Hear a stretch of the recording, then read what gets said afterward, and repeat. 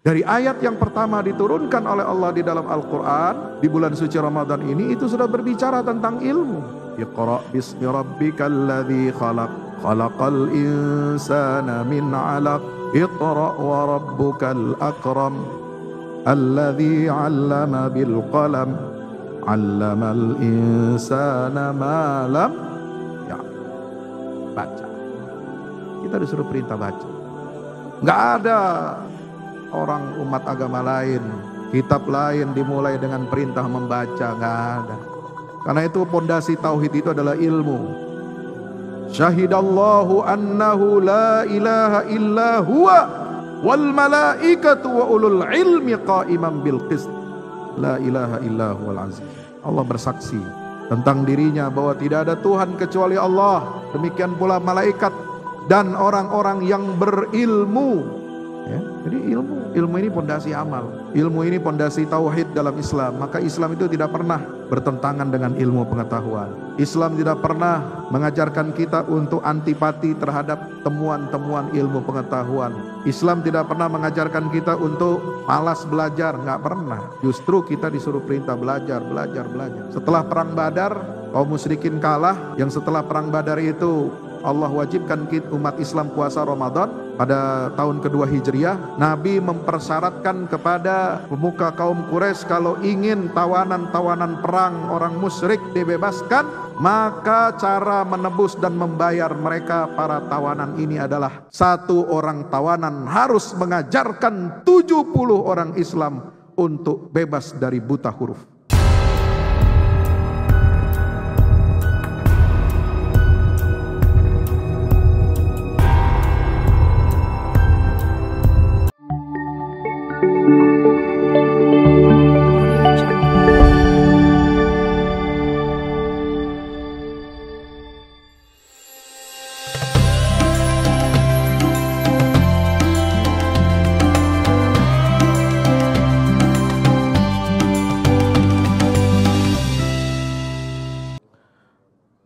Alhamdulillah, kita bersyukur kehadirat Allah Jalla Jalaluhu Subhanahu wa Ta'ala. Mari kita senantiasa berdoa kepada Allah pada malam yang ke-9 Ramadan ini. Kita masuki malam yang ke-9 dan sudah menuntaskan puasa selama 8 hari. Mari kita berdoa kepada Allah sebagaimana Allah telah mengizinkan, mengaruniakan kita untuk masuk ke dalam bulan suci Ramadan. Kita berdoa dan berharap kepada Allah agar Allah juga memberikan karunia kepada kita, sehingga kita semua dapat menyempurnakan amal-amal ibadah di bulan suci Ramadan ini. Amin ya rabbal alamin. Sehingga tidak keluar kita dari bulan Ramadan ini kecuali semua dosa-dosa kita telah diampuni oleh Allah Subhanahu wa Ta'ala. Amin ya rabbal alamin. Hadirin hadirat yang dirahmati Allah, kata para ulama, Ramadan itu qasirun la yaqbalu taqsir. Ramadan itu waktunya pendek, waktunya singkat. Jangan kamu persingkat dan bikin pendek lagi. Apa artinya? Jangan sampai kita udah dikasih karunia di bulan suci Ramadan ini, kita malah tidak syukur nikmat kepada Allah. Kita melakukan hal-hal yang bertentangan dengan nilai-nilai puasa Ramadan, sehingga kita memiliki nilai defisit. Mestinya nilai kita di bulan Ramadan ini meningkat, tapi kok bisa ada yang defisit di bulan Ramadan? Kekurangan terus. Puasa masih ngomongin orang, puasa masih berdusta, puasa masih korupsi, puasa tidak semakin membuat dirinya baik, tetapi justru dia bertambah dosa dan maksiatnya kepada Allah Subhanahu wa Ta'ala. Na'udzubillah min zalik. Maka Ramadan itu juga waqudumuhu uburun la yaqbalul futur. Kedatangan Ramadan itu dia ibaratnya kita sedang menyeberang. Kita sedang transit, dan gak boleh orang kalau transit apalagi sedang menyeberang, kita lalai, lupa waktu, lupa kewajiban. Sehingga apa? Kita akhirnya ketinggalan kereta dari orang lain. Orang lain udah dapat banyak pahala, orang lain sudah mendapatkan banyak kemuliaan, keistimewaan Ramadan, sementara kita masih jalan di tempat. Maka kata para ulama, Ramadan itu di antara 11 bulan yang lain, itu seperti Nabi Yusuf di antara 11 saudaranya. Ramadan di antara 11 bulan yang lain itu seperti Nabi Yusuf di antara 11 bintang yang merupakan simbol 11 orang saudaranya. Maka la taqtuluhu, jangan kamu bunuh Ramadan. Wala tulquhu fil jub, jangan kamu lemparkan Ramadan itu ke dalam sumur. Wala tabghil fasada fihi, dan jangan kamu berbuat kerusakan di dalam bulan Ramadan. Kenapa? Karena itu Ramadan ini sangat bernilai di sisi Allah Subhanahu wa taala. Sebagaimana Allah perintahkan kepada istri pembesar Mesir, akrimi mathwahu, maka kita harus memuliakan bulan Ramadan itu, tempatkan dia di tempat yang istimewa, dan kita seharusnya menjadikan Ramadan ini sebagai momentum perbaikan dan meningkatkan kebaikan-kebaikan kita, agar kita menjadi pribadi yang bertakwa kepada Allah Subhanahu wa taala. Saudara yang dirahmati Allah Subhanahu wa taala, Ramadan bagaimana kita bisa menggapai ketinggian iman dan ilmu? Ya, ini menarik, ya. Karena kadang-kadang kita prioritaskan Ramadan ini pada aspek keimanan. Betul. Karena kita diseru oleh Allah berpuasa itu dimulai dengan seruan apa? Ya ayyuhalladzina amanu, wahai orang-orang yang beriman. Maka puasa Ramadan, ibadah-ibadah Ramadan yang lainnya itu adalah merupakan cermin daripada keimanan kita. Cermin kualitas keimanan kita kepada Allah Subhanahu wa taala. Semakin ibadah Ramadan kita baik, itu mencerminkan ketinggian iman kita kepada Allah Subhanahu wa taala. Maka Nabi SAW bersabda, man shoma Ramadhana imanan wahtisaban. Ditambah dengan redaksi yang lain, man qama Ramadhana imanan wahtisaban. Tidak hanya puasa di siang harinya, tapi juga mendirikan sholat malam di malam harinya selama bulan Ramadan dengan penuh keimanan dan mengharapkan ridha Allah Subhanahu wa taala ihtisaban, maka dosa-dosanya diampuni oleh Allah Subhanahu wa taala. Ya, ini Ramadan ini kata Syekh Yusuf Al-Qardawi adalah Rabiul Hayatil Islamiyah. Musim seminya umat Islam. Kalau musim semi itu enak, Pak, ya, nggak dingin, nggak panas. Tapi kalau di Indonesia nampaknya cuacanya panas dingin, ya. Di utara Jakarta, daerah saya panas, kering, ya, panas banget, udah ngelekep dari 2 hari kemarin, sampai tadi sore, panas. Tapi di tempat yang lain hujannya gede, Masya Allah. Ya, sampai kadang-kadang di Jakarta nggak hujan, bisa kelelep juga sama banjir. Kenapa? Kiriman dari Bogor. Ya, Masya Allah. Jadi Indonesia ini panas dingin, bukan musim panas, bukan musim dingin. Ya. Maka Ramadan ini adalah musim seminya kehidupan umat Islam. Kenapa? Disinilah kita berlomba-lomba untuk meningkatkan keimanan kita kepada Allah, mencas iman kita. Karena iman itu yazid wa yanqus, iman itu bisa bertambah, bisa berkurang, fluktuatif. Nah, kalau Ramadan ini kita semuanya sudah mengkondisikan diri, sudah mempersiapkan diri supaya iman kita senantiasa meningkat, supaya iman kita senantiasa terjaga dengan baik, lingkungan kita sudah diisi dengan suasana Ramadan. Mulai dari sekolah, tempat kerja, komplek perumahan, rumah ibadah, semuanya sudah diisi dengan kegiatan-kegiatan yang bernuansa Ramadan, yang berfungsi untuk meningkatkan keimanan dan ketakwaan kepada Allah Subhanahu wa ta'ala. Terutama di Masjid Nur Setiasi ini, ya, yang insya Allah saudara beribadah di dalamnya, berzikir, bermunajat, i'tikaf di dalamnya, ini akan menambah frekuensi dan meningkatkan keimanan kita kepada Allah Subhanahu wa ta'ala. Ya, jadi ini bulan peningkatan iman. Nah, peningkatan iman ini harus tercermin dalam perilaku kita sehari-hari. Bukan hanya individu, bukan hanya dalam keluarga, tapi juga dalam berbangsa dan bernegara. Ya, jangan sampai perilaku kita cermin daripada ajaran Islam kita ini jadi bahan olok-olokan dan tertawaan pihak asing, orang kafir.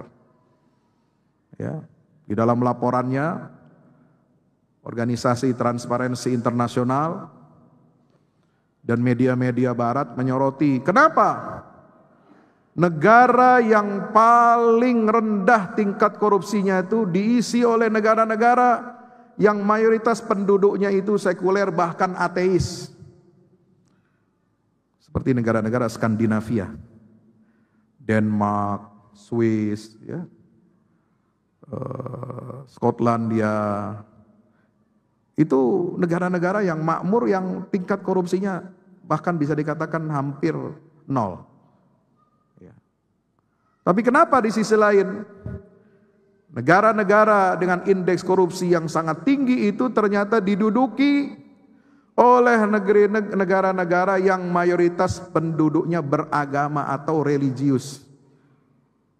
Ya, kita tidak perlu menyebut hanya Islam, ya, termasuk yang beragama lain. Apakah yang agamanya Hindu, agamanya Buddha, agamanya macam-macam, termasuk Islam. Ini menduduki negara-negara dengan peringkat korupsi yang tertinggi di dunia. Kenapa bisa begitu?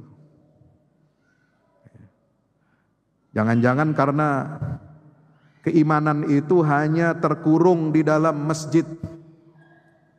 Kesalehan itu hanya tercipta di dalam ruang-ruang ibadah, tetapi tidak kita bawa nilai-nilai kesalehan spiritual kita, hubungan ubudiyah kita kepada Allah di dalam kehidupan kita sehari-hari di luar masjid. Atau jangan-jangan perilaku kita yang suka korupsi di dalam sholat menyebabkan bangsa ini juga korupsi besar-besaran. Bisa jadi jawabannya seperti itu. Nabi pernah mengingatkan, aswa'un nasi sariqatan alladhi yasriqu min salatih. Orang yang paling buruk, pencuri yang paling buruk itu adalah kalau ada orang yang mencuri dari sholatnya.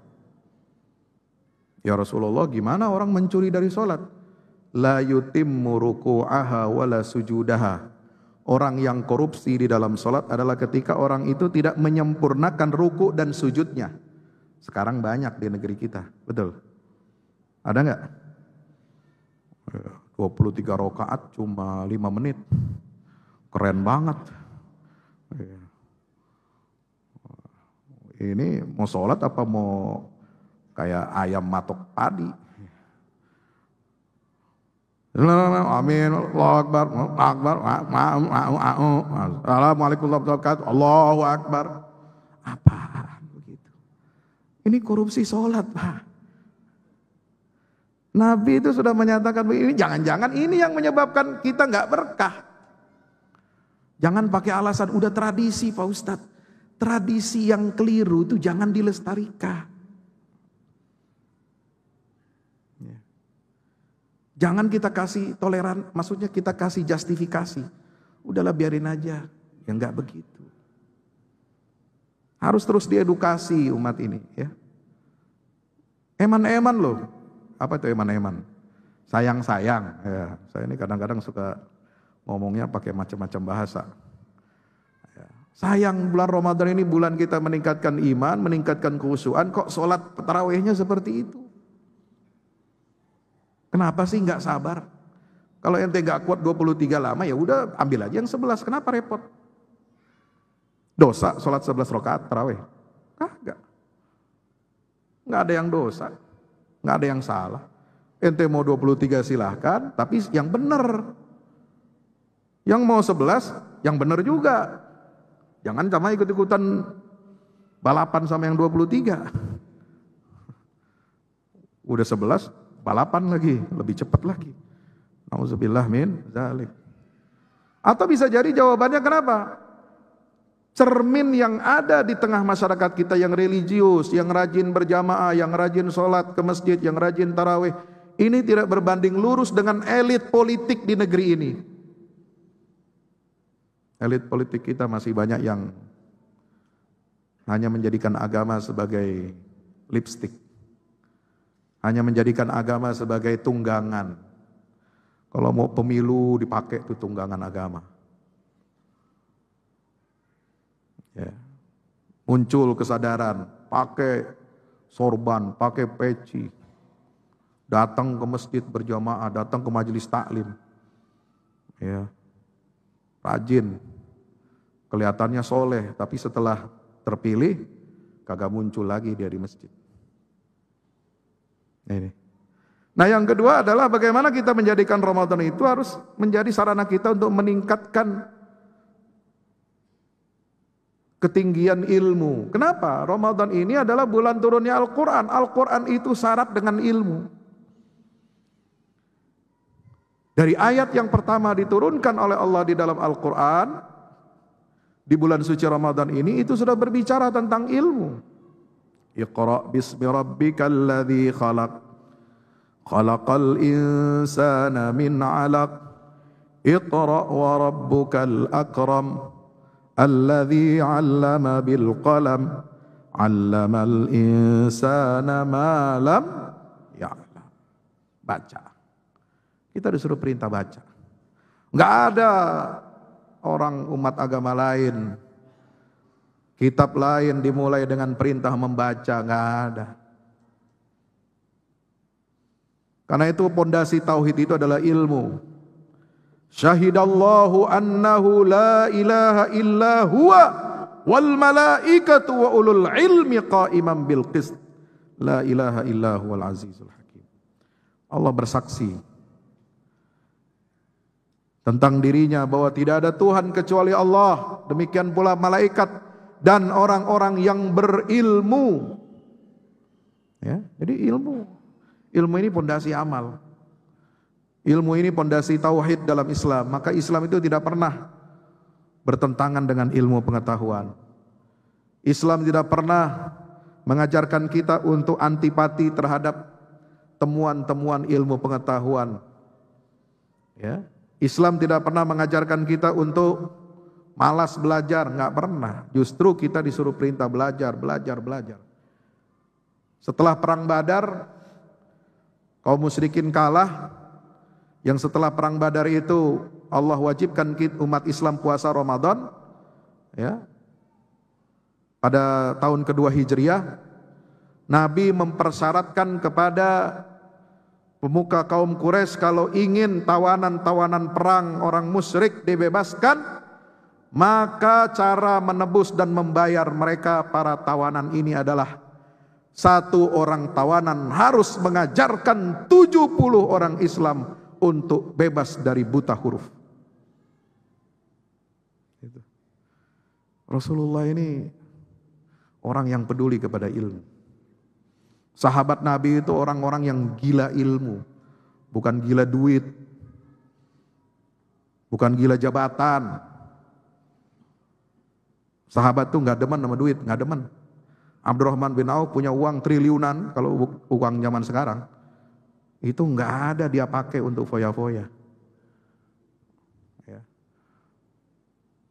Pemerintahan Islam Khulafaur Rasyidin yang dikenal dengan adilnya, keadilannya, baik di zaman Abu Bakar, Umar, Utsman, Ali, nggak ada tuh penguasa ataupun gubernur-gubernur di negeri-negeri Islam yang membentang luas itu memperkaya dirinya, nggak ada. Nggak seperti pejabat di negeri Konoha. Ya.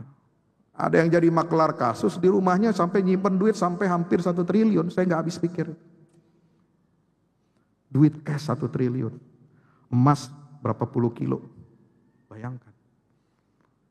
Kita ngelihat 1 kilo emas aja belum pernah megang saya. Ya kalau 10-50 gram pegang lah. 1 kilo nggak pernah saya ngeliat, megang sendiri. Ya. Ini sampai seperti itu. Ya. Ngoplos ban bakar, ya. Baru ketahuan sekarang, kejahatannya udah dari tahun berapa tahu. Ya. Beli Pertamax isinya 88. Ya. Saya ganti dari Pertamax ke turbo, udah diisi penuh. Sorenya dapat video, katanya turbo itu ternyata juga setelah diteliti sama yang pendeteksi oktan itu, ternyata isinya cuma 92. Amit-amit saya. Kita mau jadi warga negara yang baik kok begini amat gitu ya. Ini apa? Kenapa? Gak ada iman, gak ada ilmunya kita ini. Maka mari kita jadikan Ramadan ini sebagai sarana untuk memperbaiki. Bukan hanya memperbaiki diri, kita penting memperbaiki negara, memperbaiki bangsa ini.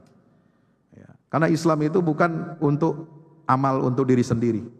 Islam itu menjadi rahmatan lil alamin. Untuk mensejahterakan seluruh umat manusia, seluruh bangsa Indonesia. Untuk mendidik, mencerdaskan, meningkatkan keimanan dan ketakwaan, serta meninggikan ilmu seluruh umat manusia, termasuk bangsa Indonesia ini. Mudah-mudahan kita senantiasa diberikan taufik dan hidayah oleh Allah Subhanahu wa taala dengan ibadah Ramadan, syiar-syiar Ramadan ini. Mari kita perluas jangkauan nilai-nilai ketakwaan dan keimanan kita agar masuk ke relung-relung nadi kehidupan kita dalam berbangsa dan bernegara. Aqulu qauli hadza astaghfirullah li wa lakum. Wassalamualaikum warahmatullahi wabarakatuh.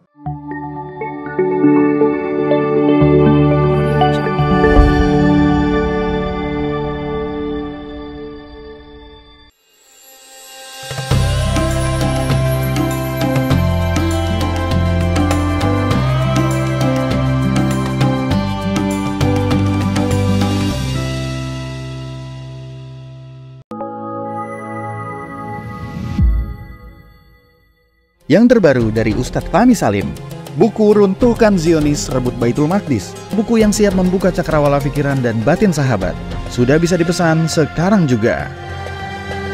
Hasil yang dicapai para mujahidin dalam pertempuran Badai Al-Aqsa 7 Oktober 2023 memiliki arti penting ataupun nilai strategis, bukan hanya dalam pembuktian bahwa kekuatan Israel bisa dikalahkan bahkan oleh pihak yang memiliki persenjataan jauh di bawahnya, melainkan juga dalam menyadarkan dunia Islam, terutama para pemimpinnya yang memilih menjadi penonton ketimbang membantu sesama saudaranya. Buku ini adalah salah satu bentuk dukungan dan ikhtiar dengan niat berjuang bersama-sama dengan mujahid Palestina. Tak sekedar memberikan informasi, membeberkan fakta atau data kepada khalayak di Indonesia. Buku ini juga hadir untuk meluruskan tudingan bahkan fitnah terhadap para pejuang di sana. Betapapun kita berada jauh dari Al-Quds, melalui buku ini kita akan dapatkan bagaimana kita bisa memperoleh pahala yang sebanding dengan para pejuang di garda terdepan di negeri perlawanan Palestina. Dapatkan buku Runtuhkan Zionis Rebut Baitul Maqdis segera.